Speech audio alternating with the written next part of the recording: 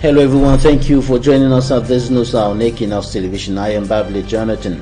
Security and defense forces are stepping up civil and military actions in the crisis-stricken northwest and southwest regions of the Republic of Cameroon to alleviate the sufferings of the people afflicted by a close to 6-year-long armed conflict. Such actions are also intended to re-establish trust between the people and the military in a context of crisis that's been pulling on for close to 6 years.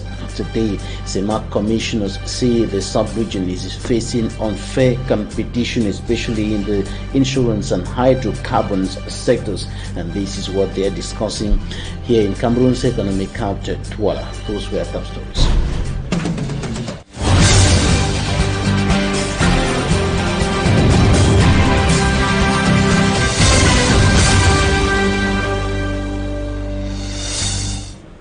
Now we begin this newscast with updates on the last incidents recorded in Mamfe in the southwest region of the Republic of Cameroon, during which several vehicles were burnt down in that part of the southwest region of the country within the context of the close to 6-year-long armed conflict sweeping across the northwest and southwest regions of the Republic. The mayor of that go about, taking off from the crumbs, and we have details in this report compiled by Immaculate Fogwe. Population of Mamfe town in Manyu division of the southwest region are yet to come to terms with violence orchestrated by suspected separatist fighters in the area. In the course of the attack, 3 cars stationed at the Mamfe park were burnt. A bar and all its contents razed, and 3 persons shot. Aware of the damages incurred and its impact on the victims and population at large, the mayor of Mamfe, Robertson Tabenchong Ashu, visited the park to encourage the victims. Practically the damages may not be caused. Those of you whose cars were burnt, take a picture of the car, and if your car documents were inside, come to the council and fill some forms. We are going to send it to the presidential plan for the reconstruction of the northwest and southwest regions. I do not understand how a person in his right senses would do this without even considering the suffering of the population.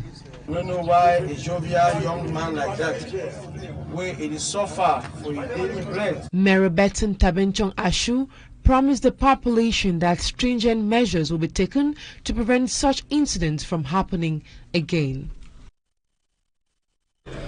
The security and defense forces in the northwest and southwest regions of the country are enhancing efforts to alleviate the sufferings of the people afflicted by the war or the conflict going on there for close to 6 years today. And it is within this framework that some officers of the Rapid Intervention Battalion went offering health aid to some inhabitants of 3 divisions of the northwest region, Boyo, Bui, and Menchum. Stella reports from Bamenda. For over 4 years, the road from Kambe through Bui to Bamenda has been inaccessible by the civilian population. The tedious and more expensive option through the west region is one many dread. The dangers that these boys are putting on the way is already a malice to us, and we hardly go out. We live in total fear. With the armed conflict, poverty has confined many like Mbaku John in Kambe, and he is losing his sight on daily basis. Because money not there. Now where we are living. In Bui divisions in Tunkambe, the limits of the Nkambe District Hospital have been overstretched with life-threatening outcomes. We cannot count the number of babies who die without good medical attention. For 3 days, the population of Kambe have been queuing at the premises of the health center to benefit free consultation by military doctors, specialist ophthalmologists, gynecologists and pediatricians deployed to Kambe by the military high command. Kambe is not chosen by accident. It's just because the population of Donga Mountain are really patriots.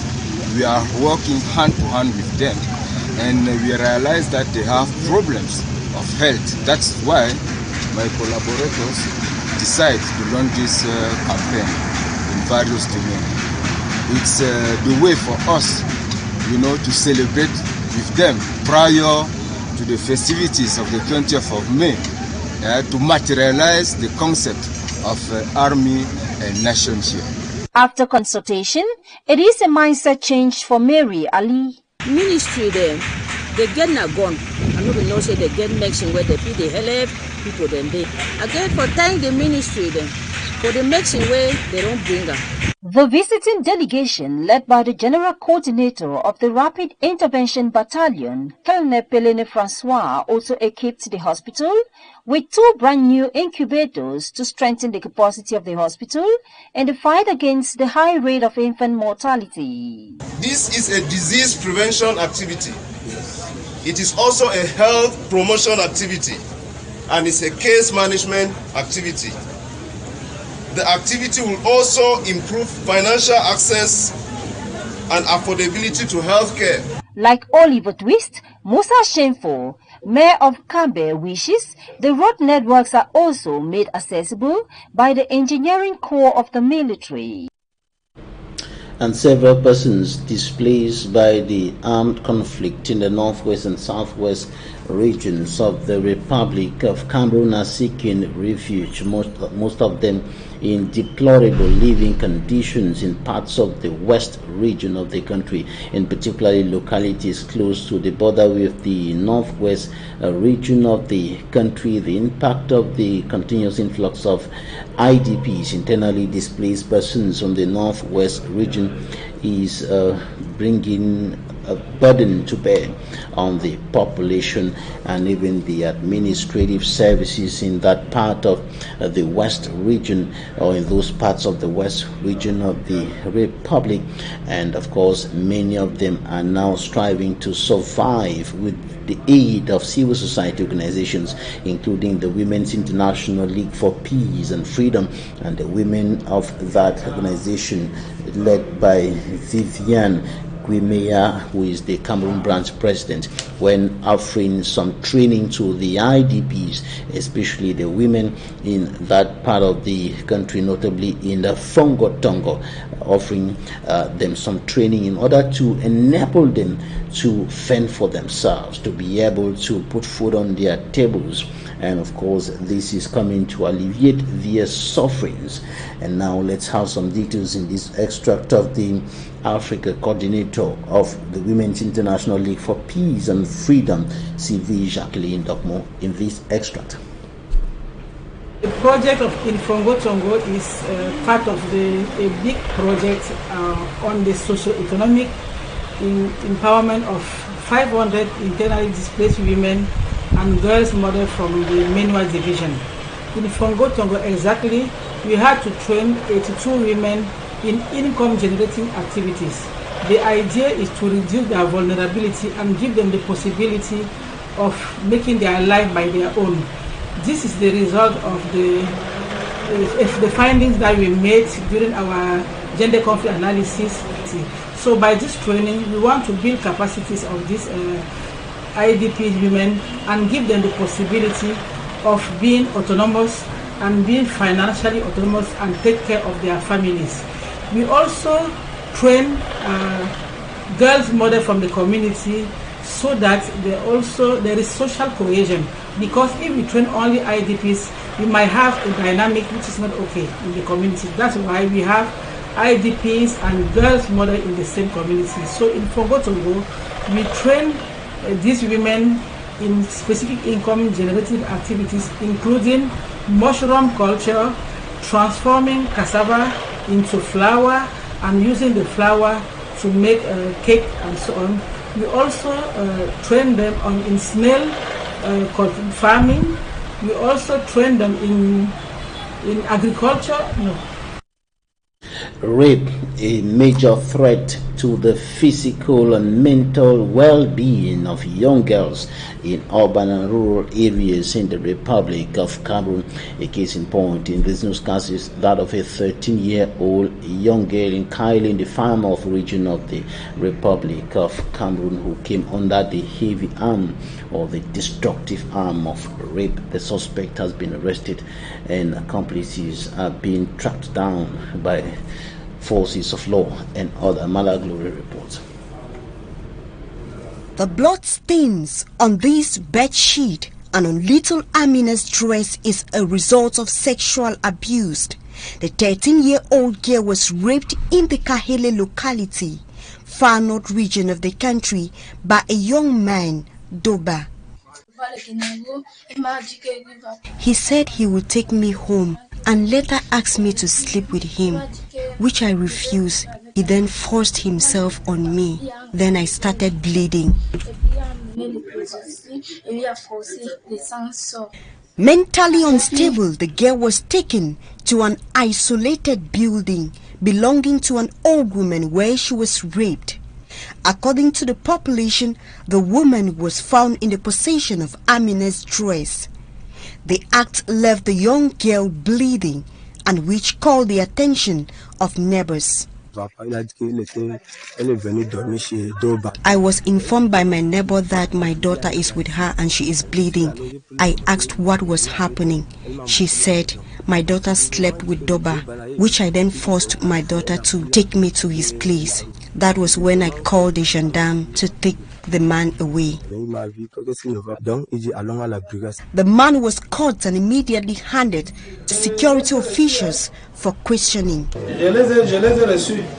Casualties at the Douala General Hospital say they have successfully carried out about 120 cardiac therapies since inception of the beginning of the cardiac humanitarian open heart surgery mission taking place annually in that health amenity here in Cameroon's economic capital, Douala, and the free diagnosis of hypertension and other cardiac related diseases ongoing will help is intended to help cardiac patients who cannot afford for the costly therapy.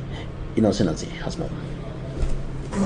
About 120 cardiac patients are said to have already benefited from the Douala General Hospital's cardiac humanitarian open heart surgery mission since its inception 16 years ago. This is the 16th edition and it has been going on very well so far. So we have done 5 interventions and the interventions went on well, and these patients are doing well, and they will soon be discharged from the hospital. An annual event organized for the sake of the poor who cannot afford of his costly therapy. Many Cameroonians cannot really afford this cost, and this has been made possible through a collaboration between the Douala General Hospital and our Belgian and French teams, and this has been supported by the Ministry of Health and I would say overall the government of Cameroon. Upon the arrival of a cardiac patient, coronary angiogram, an invasive test, is first conducted to facilitate surgery. The cardiac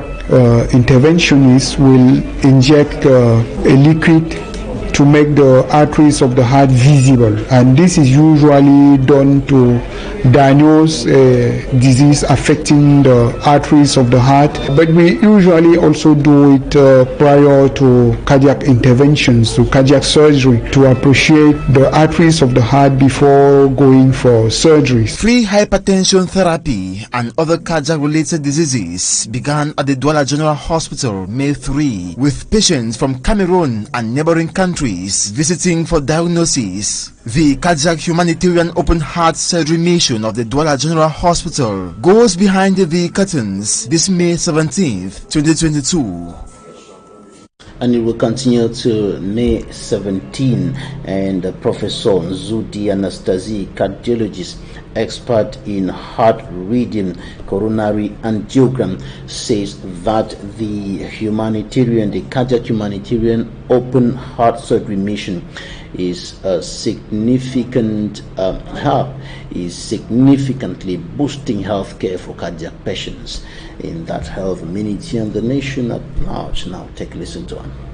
We've been doing for a number of years now non-invasive cardiac explorations, starting from electrocardiograms, which is one of the very important and first step tests to diagnose heart disease, and then echocardiography, not just transthoracic echocardiography, but also transesophageal echocardiography, which is not widely available in the countries. Very few hospitals are actually able to do this, and particularly Douala General Hospital.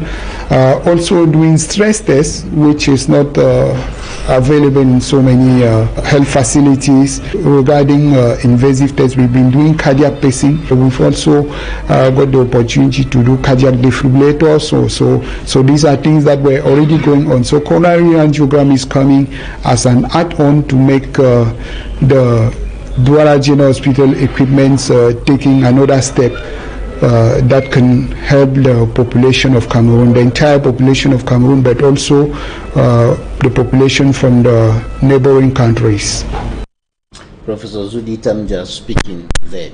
Now, the funds of the BLM division in the southwest region of Cameroon have reiterated the need for the respect of traditional institutions at the time chiefdoms and fondoms are losing the values to the Anglophone crisis, and the funds speaking at a time when the traditional setting in several parts of Anglophone Cameroon have simply been practically dissolved or are no longer existing. The traditional rulers have been forced out of their palaces because of the crisis. Some have actually returned and are rekindling the traditional flame and the leadership they have in the communities. And these funds were speaking during a visit to the Boya Paramount ruler. Take a listen to Jato.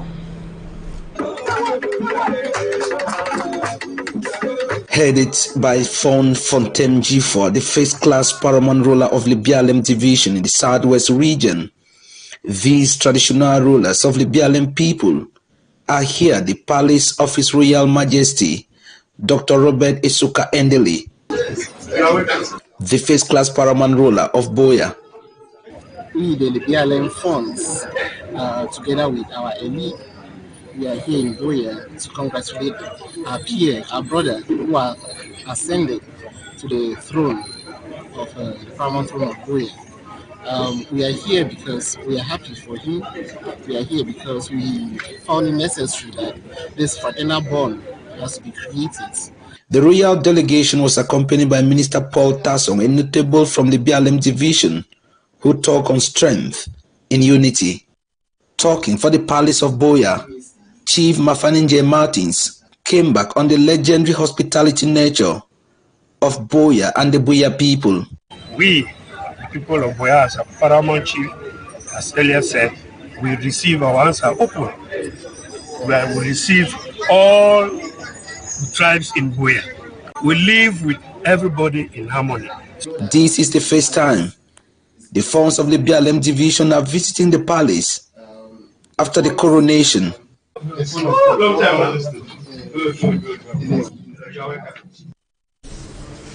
Now in Nigeria, gunmen have killed at least 48 people in attacks on 3 villages in northern Zamfara state. The attacks last Friday were reported by a local official yesterday. Aminu Suleiman, administrative head of Bakura district, says the attacks were coordinated. Gunmen killed more than 200 people in the state of Zamfara early January this year, and the president of Nigeria, Muhammadu Buhari, has urged the security forces to step up efforts to end the killings. United Nations statistics show that the violence has forced thousands to flee to neighboring Niger. Over 11,000 were seeking refuge last November, and for years criminal gangs have brought terror on the people of northwest and central Nigeria. And of course, the gangs loot villages, steal cattle, and carry out mass kidnappings. And that's it for the first part of this newscast. Talking Point is up next.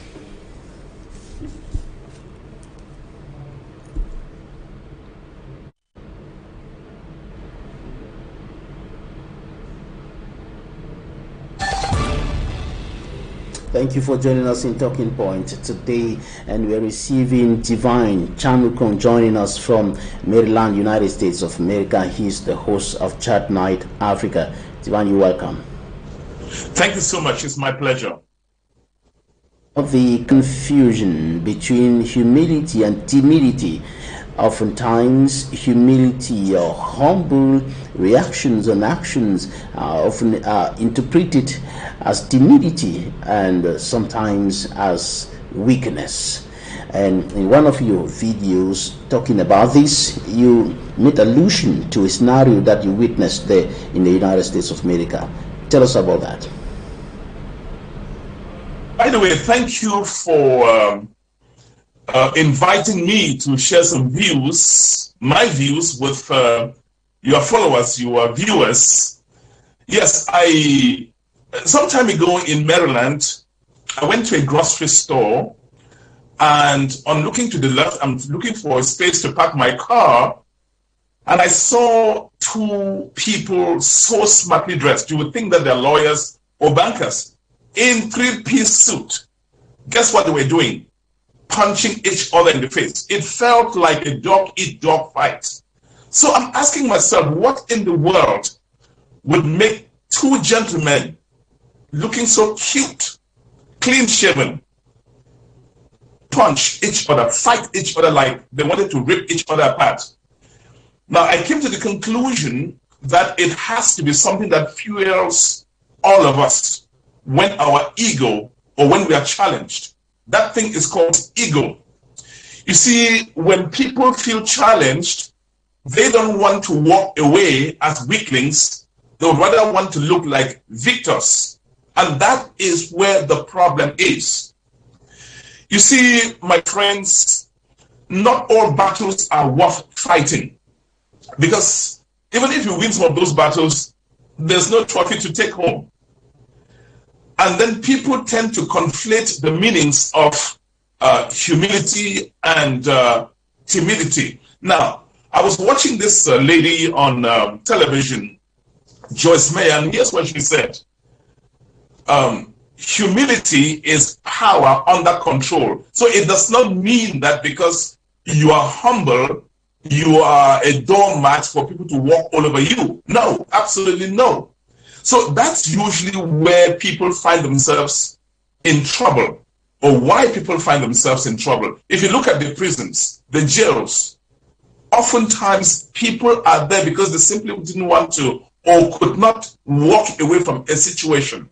If you look at divorces, you've heard of the near uncountable domestic violence in homes.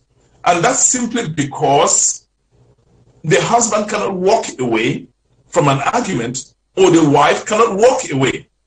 So they want to prove each other, they want to prove themselves to each other. And that is why so many wars are even fought across the globe. Because of this thing called ego, which is the absence of humility.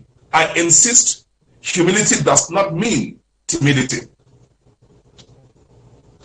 From ego, what can possibly explain this confusion between humility and timidity, or humility and weakness? Is it just about ego? Is it just about pride, so to speak?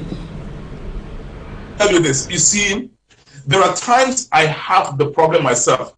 We are all born with some dose of ego. The problem is some people can control theirs, and some other people let their ego control their emotions. And when once that happens, you get yourself acting in a way that you regret later. Now you ask me, why is that so? Naturally, we are born that way. Sometimes it's the friends that we hang out with. And my late mother always told me, be careful when picking your friends, because your friends can make you or destroy you.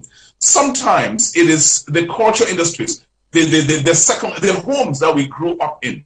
You know, I already told you about the friends we hang out with. So there are lots of factors that come into building up that fire, unfortunately negative, that makes us want to fight back. Let me tell you something.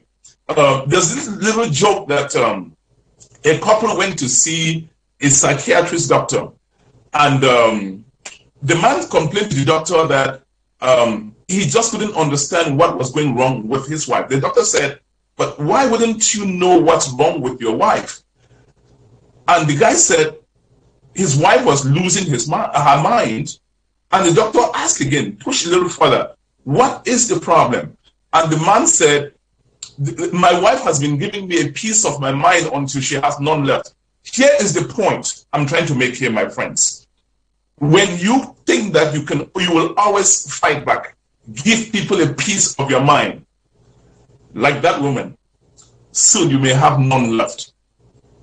We can always walk away from a situation of provocation.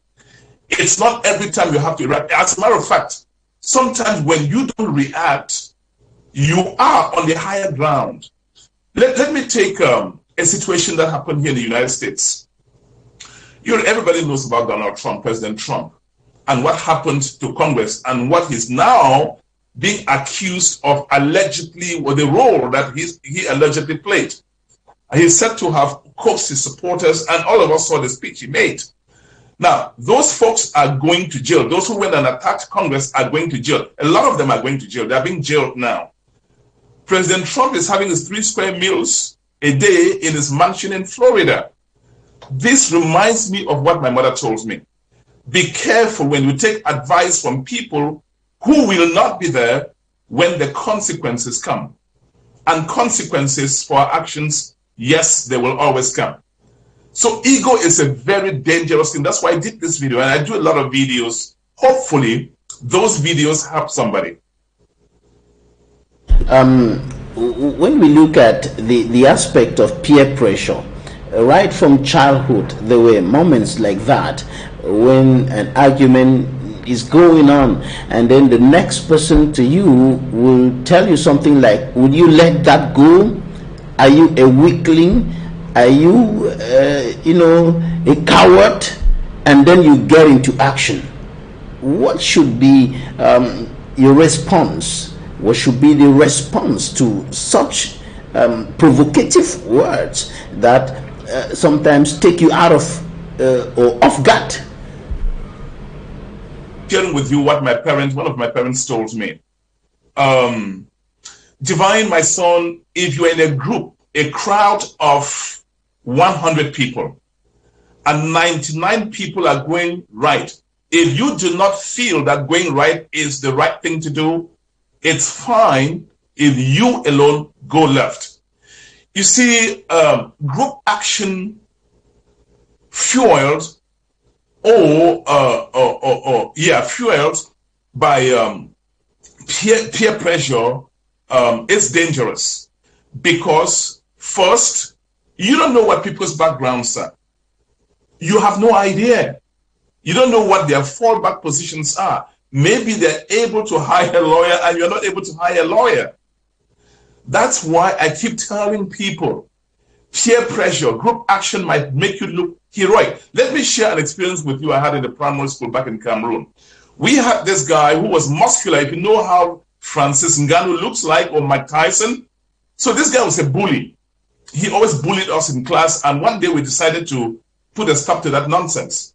So we ganged up with we were about 10 of us. We decided to go hide in the bush and ambush him. So we did just that. The plan was that when he's coming down that alley, going to his home, I will be the one to go trigger a fight. And the hope was that when I do that, my friends hiding in the bushes will come out and support me so that we beat up this guy. Guess what? We hid ourselves. When this guy was walking, I stepped out of my hiding spot, pushed him. He didn't look at me as a threat, anything of a threat, because I was a tiny. This is still so many years back. And he was wondering, how did I gather the courage to come confront him? So he ignored me, went to the left, I went to the left, went to the right, I went to the right. And then I gathered the courage to punch him first in the chest. Guess what? This guy landed the first vicious blow in my face. And I didn't see all those people who had pledged to come and help me. They all took to their heels. This is why I keep telling people, imagine me at the mercy of Francis Ngannou. Just imagine, that's the scenario. We had all planned to come out, gang up, and when I step out and trigger the confrontation, the rest will come and support me. I was beaten up and I began begging for mercy. So it was then it dawned on him that it wasn't just divine, because he heard the sound of people escaping the bushes. So if you're watching this, I tell you again, be careful when you take advice from people who will not be there to face the consequences with you. You could find yourself alone in front of a monster or a Goliath. And even in kind of administrative circles, in work environments, these issues are often coming up again and again between colleagues, between the employees and the administration and things like that. Those who are often very humble in their actions, in their reactions, in their way of doing things, are considered as persons without personality, without strength enough to be able to talk, to be able to do some things, without some kind of personality. Generally, they are often looked upon as those who are afraid of just everything. That's certainly true. And let me just chip in something about this thing about humility. If you want to know whether somebody is humble, give him one or two things, one or four things: political power, economic power, physical power, or intellectual power. That's when you know whether somebody is a prideful person, a person filled with ego, or a person that's humble. Now, like I said, Joyce Meyer said, and I admire that woman a lot, she said humility is power under control. It does not suggest weakness. The thing is, when you turn around and see your peers, they're encouraging you to go fight. They're encouraging you to do this. Ask yourself, when I do this and the reaction is this way, are you going to turn around and find them to support you the same? Oftentimes, you are alone. You are on your own.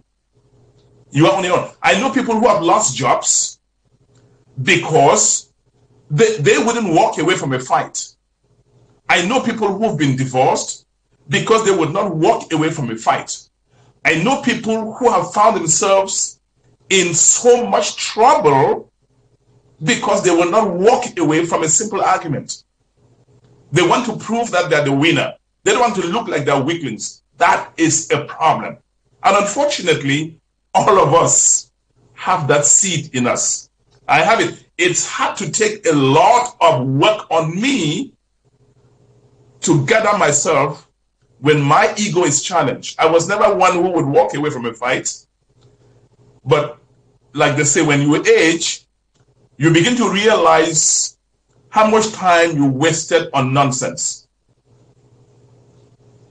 When we extrapolate this to the resolution of conflicts, for example, in African nations and elsewhere around the world, we often see a situation where the authorities are at an extreme end, and those who are fighting for one thing or the other are the other extreme end, and nobody is ready to shift to the middle. That's one scenario. Another one is that one party shifting towards the middle, taking some compromise, but the other one is at the extreme, holding firm to a kind of extremist position or point of view.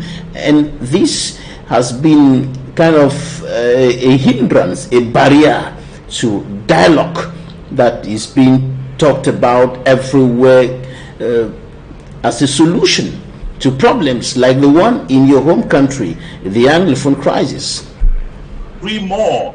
I could not agree more, because in African political discourse, there's something we lack that's called compromise. I watch a lot of debates here in the United States, and if you look at Congress, at some point you think that the building is going to catch fire or is going to go on fire. But people have the ability, because what is compromise in the first place? It is believing, it's coming into a discussion, knowing that, or into a negotiation, knowing that it's not your way or the highway, or in other words, it's not your way or no way. Because that's what fuels conflicts in Africa. That's why you have all these simmering, intractable conflicts in Africa, whether in my home country called Cameroon, or in Nigeria, or in, you can name just about every African country. Why are other people able to resolve their conflicts and we are not? That's because of ego. That's because somehow the word compromise is completely absent in our lexicon. Unfortunately so. Unfortunately so. Because when I look at the situation in Anglophone Cameroon, and I see how all these things started, all the civil administrator would have done was to say, hey, my children, what is it that you are unhappy about? Right from the top. If I were the head of state, I would right there and then, I would have called people, say, my brothers and sisters, let's not allow the house go on fire. What is it you're unhappy about? Let us resolve it. You see, when you see every problem as a nail, then the hammer becomes your only solution. That's very unfortunate with us Africans, unfortunate. And I hope that our mindsets begin to shift towards a lot more positive direction, the direction to be able to come together as brothers and sisters and resolve our problems. Let me tell you this. When we fight, who really wins? Let me ask you a question, Reverend. When we fight, kill each other, who wins? We lose in a number of ways. We get into a vicious cycle of violence. We are using arms we don't produce, so we are impoverishing ourselves. And the arms industry in the West, they're making money, their economies are booming. So I don't understand why it is that we Africans don't realize this. I don't understand. What is humility, is power under control. We should be humble enough to accept another one's point of view. And we can fight for 100 years and nobody wins. We can fight for listen, I know of armed uprisings around the world. They've been fighting for 40 years. There's one in Senegal, the Casamance province. They've been there for 40 years. It's not good. Nobody's winning because nobody wins. Nobody wins. In an armed fight, nobody wins. In an armed conflict, nobody wins. And the sooner we Right, Divine Chamukong, Chat Night Africa host, joining us from Maryland. Thank you so much for your time today. It's my pleasure. I want to thank Equinoxe Television for having me. Ladies and gentlemen, for staying with us. That's it for today's edition of the 6 p.m. primetime newscast on Equinoxe Television. Do stay with us.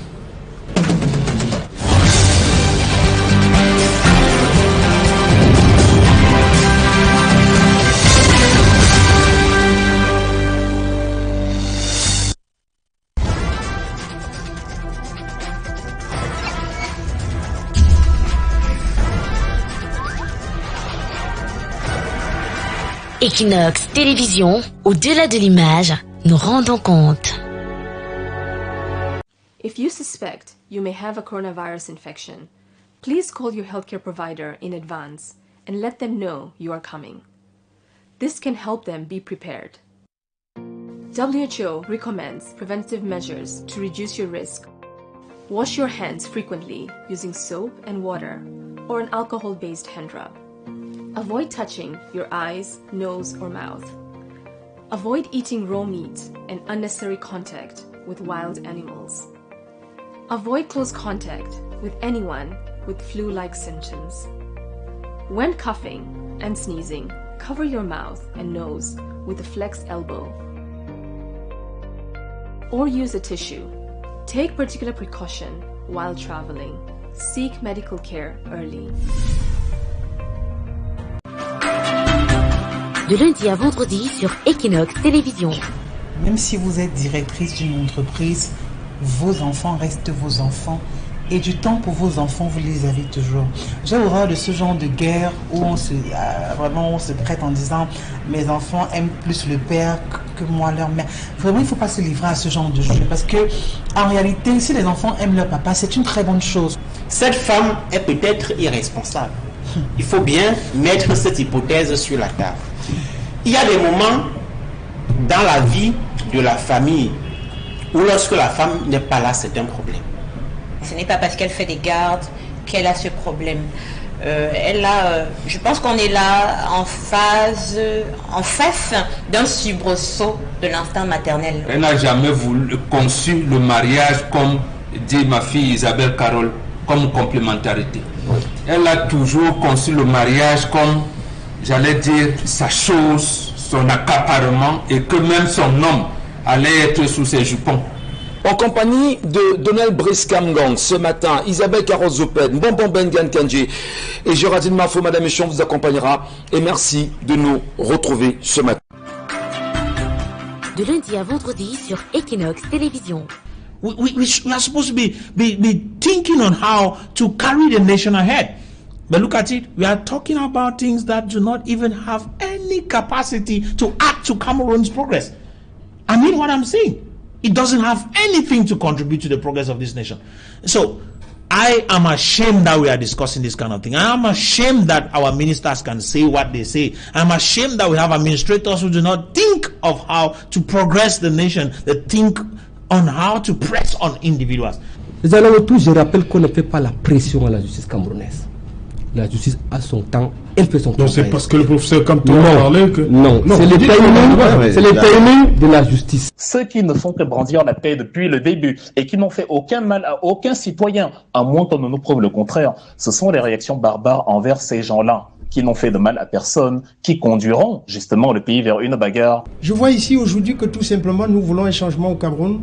Ça ne se fera